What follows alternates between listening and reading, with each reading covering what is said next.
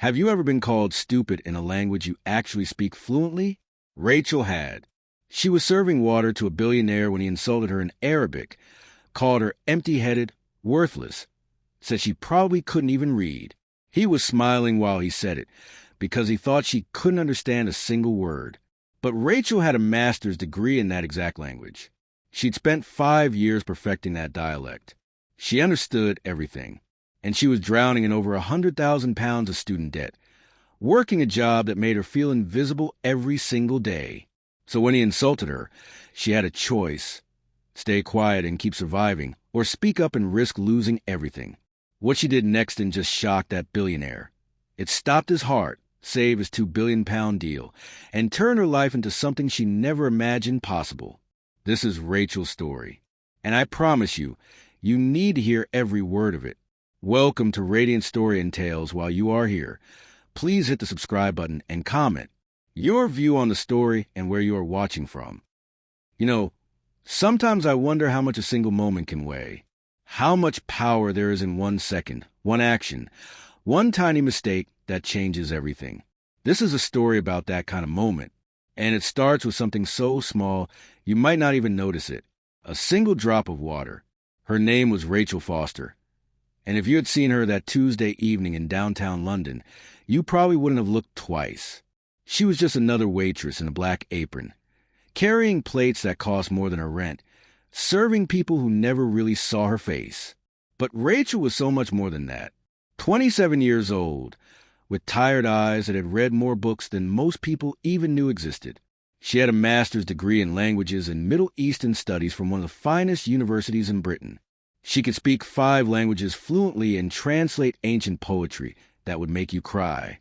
She had spent years of her life buried in libraries, studying until her eyes burned, writing a thesis that her professors called brilliant. And now she was carrying scallops to rich people who treated her like furniture. The debt, you see, was crushing her. 105,000 pounds. Student loans had followed her everywhere, whispered in her ear every morning when she woke up, screamed at her every night before she slept. The degree that was supposed to open doors had instead built walls around her life. No one wanted to hire a linguist with no real-world experience. Everyone wanted 5 years, 10 years, references from companies she'd never worked for because she'd been too busy studying. So here she was at the Sterling, a restaurant so exclusive it didn't even have its name on the door. A place where people came to be seen, to make deals worth more money than Rachel would see in 10 lifetimes. The kitchen bell rang again. That sound had become the rhythm of her nightmare. Her manager's voice cut through the busy restaurant like a knife. "Foster, table 12 needs water." And the Bennett party just arrived. They're in the private room. "Do not mess this up." That voice belonged to Gerald Harper, the kind of man who had built his entire personality around fear. He worshipped the wealthy customers and terrorized the staff. And right now, his face was red with the kind of panic that meant someone very, very important had just walked in. "The Bennett party?" Rachel asked, feeling her stomach drop. "Thomas Bennett," Gerald hissed, straightening his already perfect tie. "As in Bennett Industries. As in the man who could buy this entire street before his appetizer arrives. He's particular, Foster. You smile, you serve, you disappear. You're invisible. Understand?" Rachel nodded, but inside, something bitter was rising in her chest. Invisible, that's what she'd become.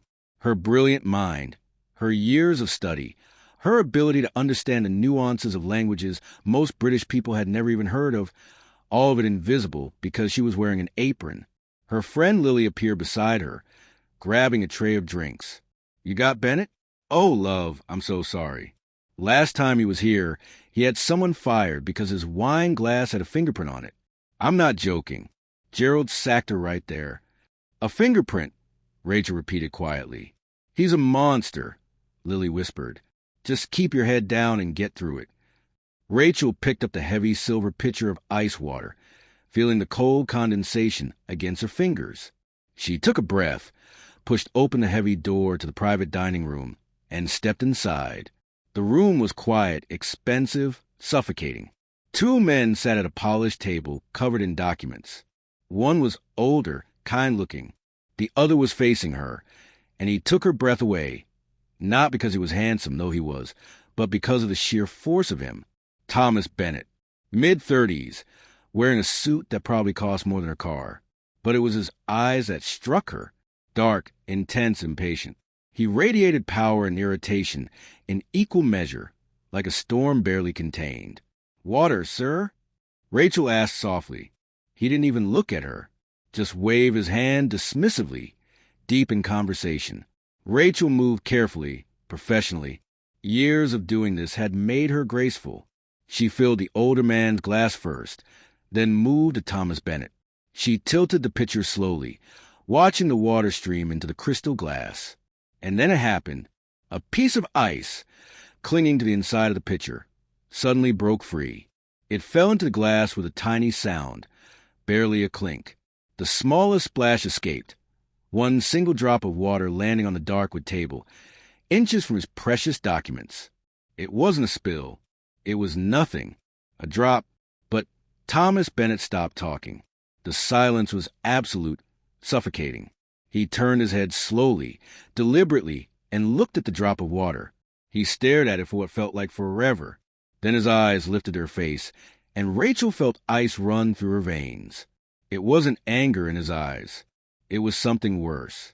Pure, cold contempt. The look you'd give something broken, worthless, beneath you. "Mr. Harper," he called out, his voice cutting through the door like a blade. Rachel's hand started shaking. She hadn't even spilled it on him. It was one drop on the table. One drop. The door flew open and Gerald rushed in, his face already pale with terror. "Mr. Bennett, sir, is everything all right?" "This server," Bennett said, his voice dripping with disdain as he gestured at Rachel without really looking at her, "is incompetent. I'm in the middle of a £2 billion negotiation, and I have to deal with this." And that's when Rachel's entire world began to crack open. "Sir, I am so deeply sorry," Rachel began, her voice shaking. "It was just—" "Be quiet," Gerald snapped at her, his eyes wide with panic. He pulled out a white handkerchief and dabbed at the single drop of water like it was poison. "Mr. Bennett, I apologize profusely. This will not happen again. I will remove her from your service immediately." Thomas Bennett leaned back in his chair, his eyes still locked on Rachel. He looked at her properly now, her dark hair pulled back, her face pale with humiliation, her hands trembling slightly. He looked at her the way you might look at a stain on your shoe. And then he turned to his associate, the older gentleman, and he smiled. A cold, amused smile. And he began to speak. But he didn't speak in English. He spoke in rapid, fluent Arabic, the Gulf dialect, specific and harsh and beautiful all at once. "This is what's wrong with this country," he said, his voice full of venom that his smile tried to hide. "They let children do a professional's job. Look at her, probably as empty-headed as she is clumsy. She can't even pour water. I'd be surprised if she can even read." He glanced back at Rachel, expecting nothing, seeing nothing. To him, she was invisible. The help, too stupid to understand. Gerald, hearing the foreign language, just smiled nervously, assuming it was business talk. "Right away, sir. Foster, you're finished. Go to my office. Now." He turned to leave, expecting her to follow like a scolded dog. But Rachel didn't move. Something inside her broke. Not broke like shattered. Broke like a dam finally giving way. It was the years of frustration. It was the crushing weight of the debt. It was the bitter, burning irony of being called empty-headed in the exact language she had spent 5 years of her life mastering. The language she'd written 200 pages about. The language she'd lived in for a year, breathing it, dreaming in it. Gerald had his back to her. The older man was looking at his papers, embarrassed. Thomas Bennett was already turning back to his documents, having erased her from his reality. Rachel took one breath. The fear was gone, replaced by something crystalline and sharp and clear. She didn't speak to Gerald. She spoke directly to Thomas Bennett, in perfect, flawless, academic Arabic. "Sir," she said, her voice calm and cutting, "your assumption is incorrect." The entire room froze. Gerald stopped mid-step, his hand on the doorknob. The older man's head snapped up, his mouth falling open. Thomas Bennett's hand, reaching for his pen, stopped in mid-air. He didn't turn around. He just froze, every muscle in his body rigid. Rachel continued, and her voice carried the precise, sharp authority of a professor addressing a student who had just embarrassed himself. "I am not empty-headed," she said in Arabic, each word perfectly pronounced. "And I can, in fact, read. I can read the financial reports on your table. I can read the poetry of Almuden Abbey. And I can most certainly read your character, which you have just revealed for everyone in this room to see." Thomas Bennett turned his head slowly, like a man in a nightmare. His face had gone completely white. All the arrogance, all the impatience, all that overwhelming power, it evaporated, replaced by pure, absolute shock. He stared at her like she had just appeared out of thin air. Gerald spun around, his face confused and angry. "Foster, what in God's name do you think you're doing? I told you to leave." Rachel ignored him completely. She kept her eyes locked on Thomas Bennett. "Furthermore," she continued, switching to the exact Gulf dialect he had used, her accent perfect, "my competence is not defined by a single drop of water, just as a man's character should not be defined by the money in his bank account. But you, sir, are making that very difficult to believe." The older man let out a small, strangled sound. Thomas Bennett just stared, speechless. This waitress, this nothing, had not only understood his private insult, she had answered him, corrected him, lectured him, and she had done it in a dialect that even his expensive tutors struggled with. "What is happening?" Gerald shrieked, his face turning a blotchy red. "Are you threatening this customer? Have you lost your mind?" Rachel finally looked at her manager. She switched back to English, her voice steady. "Mr. Harper, this gentleman insulted me. He called me empty-headed. He said I was clumsy and couldn't read. He did this in Arabic, assuming I was too stupid to understand him." Gerald looked frantically between Rachel and Bennett, his world collapsing. "Mr. Bennett, I'm certain she's mistaken. She's clearly having some kind of breakdown." "She is not mistaken." The voice was Thomas Bennett's. Quiet, strained. He was still pale, still staring at Rachel. She understood every single word. Bennett said in English, his voice flat. Gerald's face went through about 5 different expressions before settling on horror. You speak." "I have a master's degree in it," Rachel said simply. There was a terrible silence. "You're fired," Gerald finally sputtered, pointing a shaking finger at the door. "You're fired. Insubordination. Get out of this restaurant. Clear out your locker right now." Rachel looked at Gerald. Then she looked at Thomas Bennett. Bennett was just watching her. His expression was unreadable now. He didn't defend her. He didn't stop the manager. He just watched, like she was a puzzle he couldn't solve. A bitter laugh almost escaped Rachel's throat. What had she expected? That he would suddenly defend her? He was a billionaire. She was a help who had just embarrassed him in front of his associate. "Fine," Rachel said. She untied her black apron and folded it neatly. She placed it on the serving tray. "I'll send you my forwarding address for my final paycheck," she said to Gerald. Then she looked directly at Thomas Bennett. "Have a lovely evening, Mr. Bennett," she said in perfect English. Then she leaned in slightly and whispered in Arabic, so only he and his associate could hear. "And good luck with your deal. You're going to need it." She turned and walked out, closing the door gently behind her. The cold London air hit Rachel like a slap. She walked out onto the street, her body moving on autopilot, her mind still back in that room. The reality of what she'd just done began to sink in, heavy and suffocating. She was unemployed. Her rent was due in 6 days. Her student loan payment, £850, was due in 12 days. She had £423 in her bank account. That moment of defiance, that beautiful, righteous moment where she finally stood up for herself, suddenly felt incredibly stupid. What had she accomplished? She'd talked back to a billionaire, and now she couldn't pay her rent. She let her pride destroy the one thing keeping her afloat. Rachel walked the 40 minutes home because she couldn't afford the tube. Her tiny flat was in a basement, the kind where you could see people's feet walking past the window. She let herself in, sat on her second-hand sofa, and did something she hadn't done in years. She cried, not gentle tears. Huge, gasping sobs that came from somewhere deep and broken inside her. She cried for the unfairness of it all, for the years of study that meant nothing, for the brilliant mind trapped in a life that didn't want it, for the debt that was drowning her no matter how hard she swam. She cried until she had nothing left. The next morning, Rachel woke up with swollen eyes and a hollow feeling in her chest. She made instant coffee and opened her laptop. Then she spent 8 straight hours applying for jobs. Any jobs. All jobs. Executive assistant. Receptionist. Coffee shop barista. Dog walker. Retail clerk. She applied to another upscale restaurant, knowing she'd have to lie about why she left Sterling.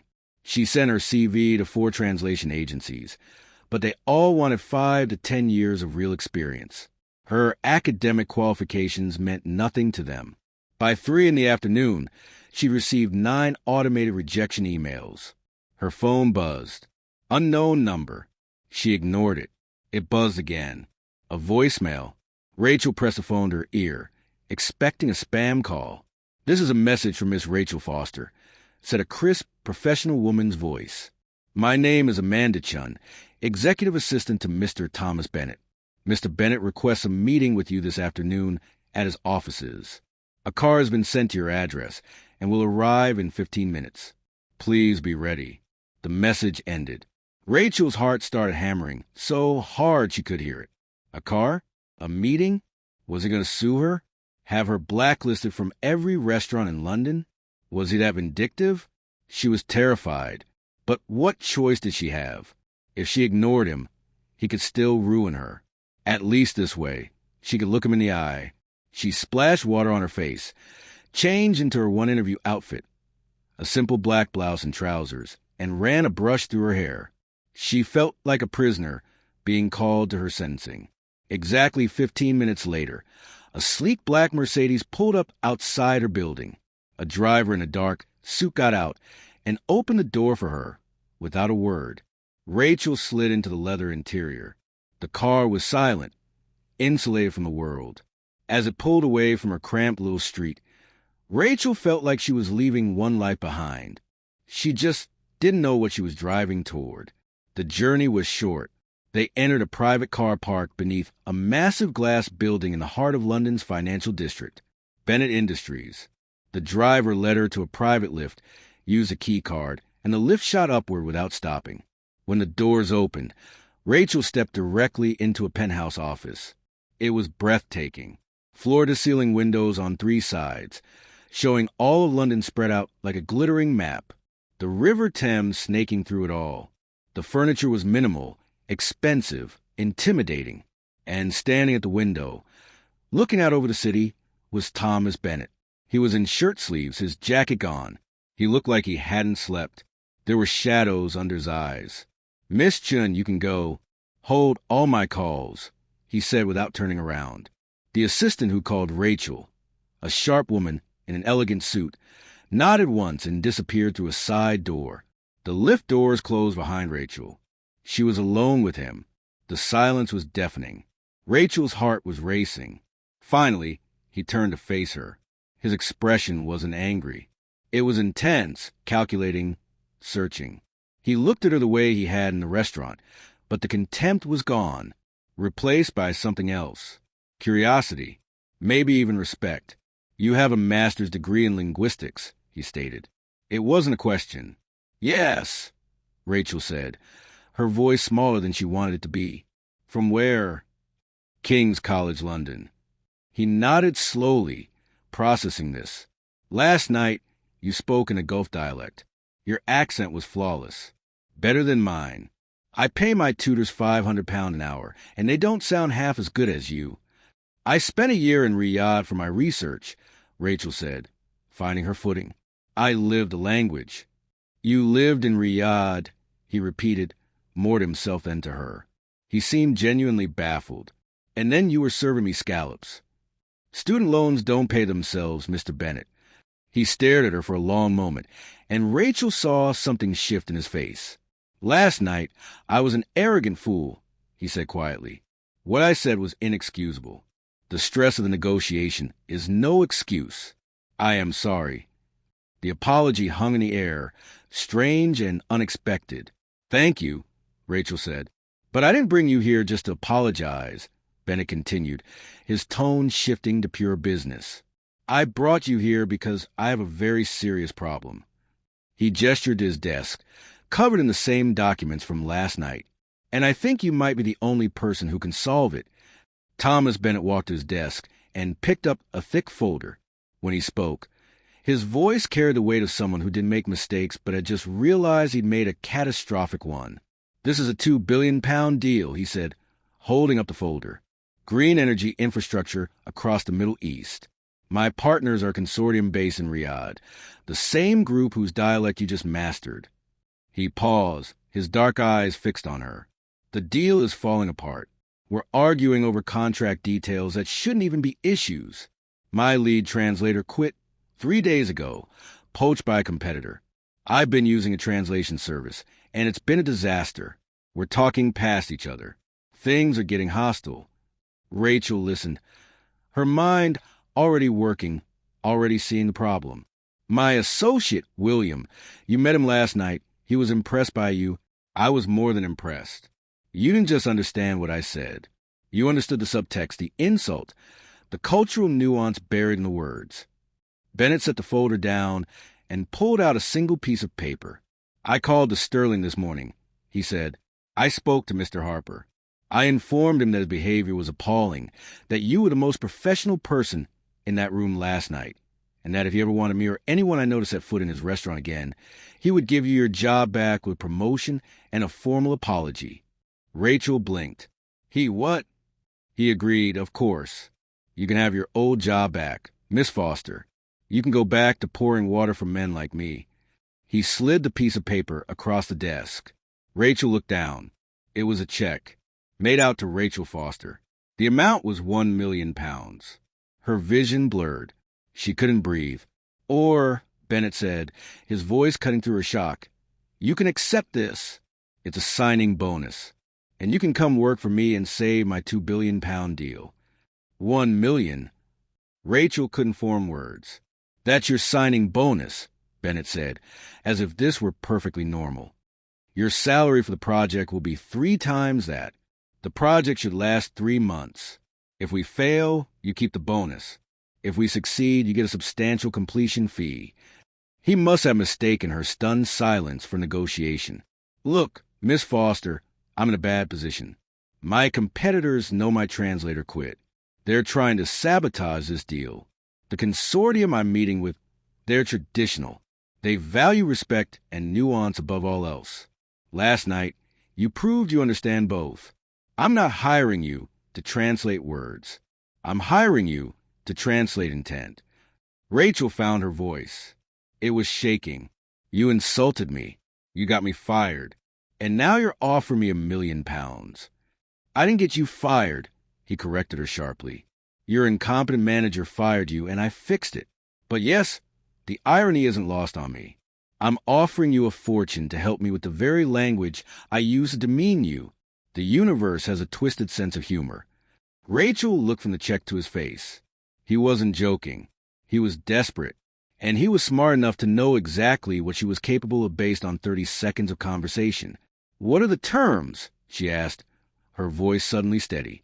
Bennett almost smiled. "The terms are simple. You're on retainer, available whenever I need you. You'll be my personal cultural advisor and sole translator for this negotiation. We fly to Riyadh tomorrow morning. The negotiations are in person. You'll have an office here, an expense account, a new wardrobe. Miss Chin will handle the details. All you have to do is what you did last night. Listen to what they're really saying." Rachel thought about her £105,000 of debt. This check would erase it. This check would save her family. This check would change everything. But it was more than the money. It was validation. It was a chance to finally use her skills. To be in the room where it happened, not serving the wine. "I have one condition," Rachel said, her voice clear and strong. Bennett raised an eyebrow. I am not your assistant. I am not your servant. I am your linguistic and cultural advisor. You will treat me as a professional. When I am in that room, my word on language and culture is final. If I tell you not to say something, you don't say it. If I tell you you've misunderstood, you listen. I'm not an employee. I'm a consultant. Is that clear? For the first time, Thomas Bennett smiled. A real smile. Miss Foster, for £4 million. You can call yourself whatever you want, as long as you save this deal. He extended his hand. Is that clear? Crystal, Rachel said. She shook his hand. Welcome to Bennett Industries, he said.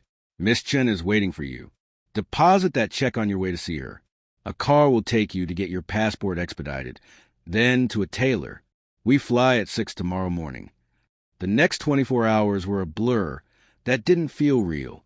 Rachel went to a bank where the teller's hands actually shook processing the deposit, then to a salon, then to a private tailor who measured her for a dozen bespoke suits in powerful, elegant colors. She was given a new laptop, a new phone, and a portfolio of all the negotiation documents. She didn't sleep. She spent the entire night in her new temporary corporate apartment, which was bigger than her entire old building, reading through everything. The mistranslated emails, the faulty contracts, the growing hostility, and she saw the problem immediately. The translation service had been using formal, classical Arabic, but the consortium's internal messages were full of regional idioms and colloquialisms. The translators were missing the subtext entirely. When the consortium wrote, "We must wait for the sand to settle," the translators took it literally. Rachel knew it meant, "We're waiting for the regulatory committee's unofficial approval." Bennett's team had been responding to idioms with cold, legal English. They weren't just talking past each other. They were insulting each other without knowing it. She was walking into a war zone, and she had less than 6 hours to prepare. At 5 in the morning, Rachel met Thomas Bennett and William at a private airfield. Bennett was back in his armor, the perfect suit, the intimidating presence. But when he saw her, something softened in his face. "Miss Foster, you look different." "So do you, Mr. Bennett," Rachel said. She was wearing a navy suit that fit her perfectly, her hair styled elegantly. The waitress was gone. In her place stood someone who belonged in that room. They boarded the private jet. As London disappeared beneath them, Rachel opened her laptop. "We need to talk," she said. "We're not going to win this by arguing contract points." Bennett and William looked at her. "We're going to win this by offering an apology." "An apology?" Bennett's jaw tightened. "For what?" "For our arrogance," Rachel said firmly. "We've been translating their courtesy as weakness and our directness as strength. It's the opposite. We've been shouting at them in a language they understand all too well. We're going to start this meeting with me apologizing, on your behalf, for the cultural ignorance of our previous translators. We're going to show humility. Then we're going to fix this." Bennett stared at the woman who had served him water 2 days ago. He was about to argue, but he saw that look in her eyes, the same unshakable certainty she'd had in the restaurant. He nodded. "Do it." The boardroom in Riyadh was magnificent. A 30-foot polished table, floor-to-ceiling windows overlooking a city of sand and glass. On one side sat Bennett, William, and Rachel. On the other sat Sheikh Arashid, the patriarch of consortium, his 3 sons, and their legal team. And at the end of the table sat a man introduced as Mr. Khalil, their lead translator. The mood was ice cold. The sheikh, a formidable man in white robes, wasn't smiling. "Mr. Bennett," the sheikh said in English, his voice deep and grave, "we are displeased. Your contracts are aggressive. Your timelines are disrespectful. We feel you do not understand how we do business." Bennett tensed. Rachel gently placed her hand on the folder in front of him, their prearranged stop signal. She leaned forward and addressed the sheikh in perfect, formal Arabic. "Your Excellency, may I be permitted to speak?" The sheikh and his son showed surprise. Their translator, Mr. Khalil, narrowed his eyes. "You may," the sheikh said. "My name is Rachel Foster. I am Mr. Bennett's senior cultural and linguistic advisor. I have only just been brought onto this project, and I must begin with an apology on behalf of Bennett Industries. The temperature in the room shifted. We have been reviewing all correspondence, Rachel continued in Arabic, and it is clear that our previous representation did not show you the respect you deserve. They mistook your careful, deliberate planning for hesitation. They failed to understand your cultural expressions, and in doing so, they responded with a bluntness that I'm certain felt like arrogance. That was our failure, not yours. We are here to correct it. The sheik stared at her. He looked at Bennett. This woman speaks for you. Bennett nodded. She does. On all matters of culture and language, Miss Foster's voice is my voice. The sheik stroked his beard, then nodded at Rachel. Continue. For 2 hours, Rachel was brilliant. She was a diplomat, a translator, and a bridge between two worlds. When Bennett's lawyers would say, "We need a firm deadline," Rachel would translate it as, "Mr. Bennett deeply respects your process and wishes to know how we can best support your timeline."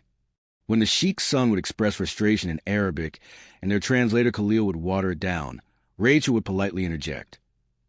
"If I may, Mr. Khalil, I believe the intention was not just concern, but that the pacing feels rushed, which is a matter of respect. Is that correct?" The son would look at her, amazed, and nod. "Yes, exactly." Thomas Bennett watched her work. She wasn't just translating. She was defusing bombs before they exploded. Then came the critical moment, a liability clause. The consortium wanted Bennett Industries to assume all risk for regulatory delays. Bennett's lawyers refused. The argument grew heated. Finally, the sheik raised his hand and spoke rapidly to his sons and Mr. Khalil in Arabic. They were having a private, heated debate. Rachel sat silently listening. The sheik was angry. This is an insult. Why should we trust them? Then Mr. Khalil said something quiet to the sheik. "Your Excellency, perhaps a compromise. We agree to their clause, but only if they use our preferred local contractor for all labor." The sheik nodded. "Fine. Propose it." Mr. Khalil turned to Bennett's team, his face professionally calm. He began speaking in English. "Gentlemen, Miss Foster, the sheik is willing to make a concession. He will agree to your liability clause on one small condition. As a gesture of goodwill, he requests that you prioritize hiring local labor where opportunities allow." A symbolic gesture. William brightened. "That's it? Absolutely. We can put that in a memorandum." Bennett looked at Rachel. She was staring at her notepad, her face pale. "Miss Foster?" Bennett asked, "Is that acceptable?" Rachel took a deep breath. This was the moment that would define everything. "Mr. Bennett," she said quietly, "may I speak with you and William privately? It's urgent." They stepped into an anteroom. The second the door closed, Bennett grabbed her arm. "What is it?" That was good news. "We're being cheated," Rachel said, her voice shaking with adrenaline. "That translator, Mr. Khalil, he's lying." "What?" He didn't translate what the sheik said. He said, "preferred contractor," singular. But he translated it to us as local labor where opportunities allow. He softened it. He's playing both sides. "Why?" William asked. "I don't know," Rachel said. "But a preferred contractor isn't symbolic. It's a multi-million-pound kickback. He's trying to slip it past both sides. He's probably getting paid by this contractor." Bennett was silent. Then, "What do we do?" Rachel's mind raced. She couldn't accuse Khalil in English. It would be her word against his. She couldn't accuse him in front of the sheik. It would cause massive loss of face. She had to expose him to himself and let him hang himself. "I have an idea," she said, "but you have to trust me completely." They returned to the boardroom. Rachel waited until everyone was gathering papers. Thinking the deal was done, then she spoke directly to Mr. Khalil in sharp, cutting Egyptian Arabic, the dialect of intellectual confrontation. "Mr. Khalil," she said, smiling politely, "you are very skilled. I was just reading your 2019 paper on contractual false friends in negotiations. Brilliant work, especially your section on the preferred contractor gambit." Khalil's face went from smug to ashen. He looked like she'd struck him. The sheik stopped talking. What did she say?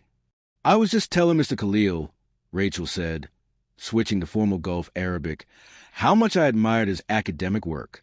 He wrote about how dishonest translators slipped kickback clauses into negotiations by using preferred contractor when the client meant local labor. A classic deceptive tactic. She held Khalil's gaze.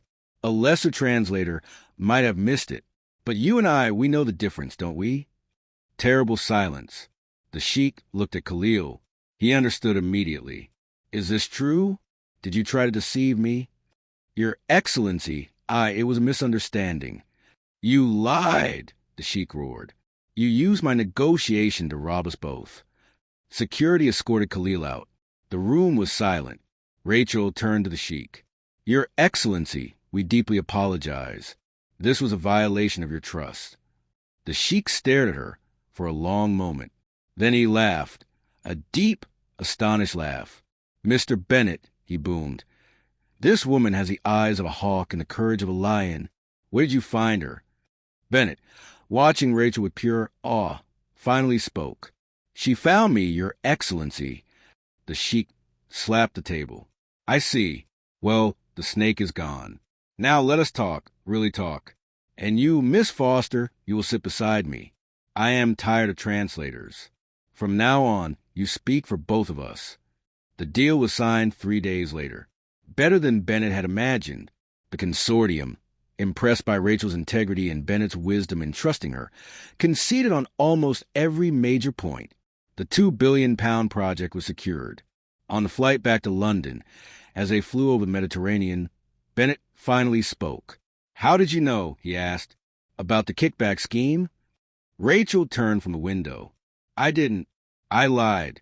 I've never read a paper by him. I don't even know if he wrote one.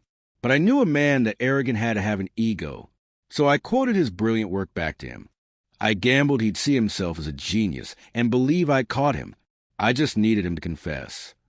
Thomas Bennett stared at her. Then he started to laugh. Genuine, amazed laughter. You didn't just translate, Rachel, he said, using her first name for the first time. You ran a psychological operation. You saved a £2 billion deal. He shook his head. That £1 million bonus was the biggest bargain of my life. They landed in London as the sun was rising, painting the city gold. A car dropped Rachel at her new apartment. I've cleared your schedule for a week, Bennett said as she stepped out. Go buy a house, a car, whatever you want. Then come see me in my office. Rachel did exactly that. But the first thing she did, before anything else, was log into her student loan account. She sat at the desk in her beautiful new apartment, her hands shaking slightly as she typed in the payoff amount, £105,150. She clicked submit. The screen read, Congratulations, your loan is paid in full. Rachel sat on the floor of that empty, luxurious apartment and cried. But this time, the tears were different. They weren't tears of despair or frustration or hopelessness. They were tears of release, tears of freedom. The weight that had been crushing her for so many years, the weight that had forced her to serve water to people who didn't see her, was finally gone. She was free. A week later, Rachel walked into Thomas Bennett's office, wearing one of her new custom suits. She looked different. She felt different. She wasn't a waitress anymore. She wasn't drowning in debt anymore. She was a woman who had proven her worth, who had saved a £2 billion deal, who had stood in a room with some of the most powerful people in the world and commanded their respect. Rachel, Bennett said, standing to greet her. Congratulations. Thank you, Thomas, she said. Thank you for the opportunity. Don't thank me, he said, gesturing for her to sit. I should be thanking you, which is why I have a new proposal. He leaned back in his chair, studying her face. The bonus and the project fee, that's all yours. It's in your account. We're square. It's more than square, Rachel said. You've changed my life. Good, Bennett said. Now I'm going to change it again. He stood and walked to the window, looking out over London. That deal in Riyadh, it's just the beginning. Sheikh Al-Rashid wants us to be his primary partner for all his European ventures. He's opening a door for us. But I don't have anyone who knows how to walk through it. He turned to face her. I don't need a part-time translator, Rachel. I need a new division. I'm opening a new branch of Bennett Industries, Middle East operations and cultural strategy, and I want you to run it. Rachel's breath caught in her throat. Run it? As in... No, Bennett interrupted. I don't want you as an employee. I saw you in that room in Riyadh. You're not an employee. You're a force of nature, and I'd rather have you working with me than against me. He slid a document across the desk. It was thick, official, intimidating. I'm offering you a full partnership in the new division, a stake in the company, a percentage of every deal you broker. You won't be working for me, Rachel. You'll be working with me. Rachel stared at the document, then at his face. Why? You could hire anyone with my credentials. There are hundreds of linguists. But I don't want anyone else, Bennett said, his voice quiet but intense. I want you, because you're smarter than me, not in business, not yet, but in people, in language, in understanding what's really being said beneath the words. And you're not afraid of me. You're the only person in this company who has ever told me I was wrong, who has ever called me on my arrogance. I need that. He walked back to the window, his back to her. There's another reason, he said quietly. My mother was a linguist. She spoke 6 languages. She translated poetry that would make you weep. She was brilliant. He paused, and Rachel could hear the pain in his voice. And my father, he called it her hobby. He said it was a soft science, a waste of time. He dismissed her brilliance her entire life. He treated her intelligence like it was an amusing party trick. Bennett turned to face Rachel, and his eyes were raw with emotion. When I was in that restaurant, when I insulted you, I was being my father. I was being the exact kind of arrogant, dismissive man I swore I would never become. You reminded me of her, of everything she could have been if someone had just given her a chance. And you did something she never got to do. You fought back, and you won. He took a deep breath. This isn't just a job offer, Rachel. It's an apology. It's a chance for me to honor the brilliance I saw dismiss my whole life. Don't work for me. Be my partner. Help me build something that matters. Rachel stood up slowly. She looked at the man who had insulted her, fired her, and then changed her life. He wasn't offering her a job. He wasn't offering her money. He was offering her respect, partnership, a future. But she had one more condition. I'll do it, she said. On one condition. Bennett smiled, knowing this was coming.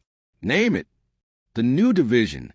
We set up a scholarship fund at King's College. A full scholarship in your mother's name for students studying linguistics and Middle Eastern studies. So the next brilliant mind who masters a language doesn't have to choose between their passion and a lifetime of debt. So they never have to pour water for someone who doesn't see them. Thomas Bennett looked at her extended hand. He didn't hesitate. Done, he said, grasping it firmly. Welcome to the partnership, Rachel.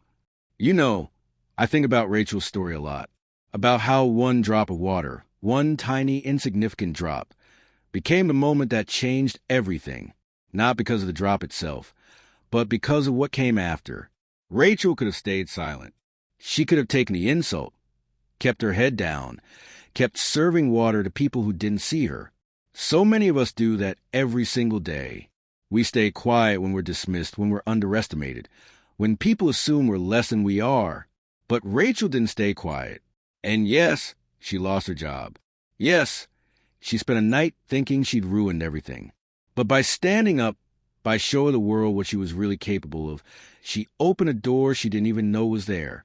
This story isn't really about revenge. It's about something bigger. It's about knowing your worth, even when the world tells you you're worthless. It's about the courage to speak up when everything in you wants to stay silent. It's about how the skills you have, the knowledge you work so hard for, they matter, even when it feels like they don't. Even when you're drowning in debt and serving scallops and wondering if any of it was worth it. It was worth it. Because somewhere out there, there's a room waiting for you. A room where your skills, your knowledge, your brilliant mind will be exactly what's needed. And when you finally get into that room, you'll realize that every struggle, every sacrifice, every moment you wanted to give up, it was all preparing you for that moment. Rachel went from invisible to invaluable, from serving water to saving deals, from drowning in debt to building an empire. And she did it by being exactly who she was: brilliant, brave, and unafraid to stand up for herself. So if you're out there right now, struggling, drowning, wondering if your dreams are worth the cost, remember Rachel. Remember that one drop of water. Remember that your moment is coming. And when it does, you'll be ready. Have you ever been underestimated?